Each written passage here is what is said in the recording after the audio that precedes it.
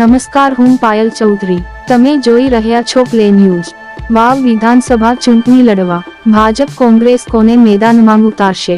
એક બાજુ સિંહણ અને બીજી બાજુ વાઘ, તેવા ચિત્રો સ્પષ્ટ દેખાય છે. કોંગ્રેસના ગુલાબસિંહ રાજપૂત, ઠાકરશીભાઈ રબારી અને કે.પી. ગઢવીના નામ ચર્ચામાં ચાલી રહ્યા છે, તો ભાજપ બાજુ શંકાઓ દ્વારા નામ બહાર પડતા નથી.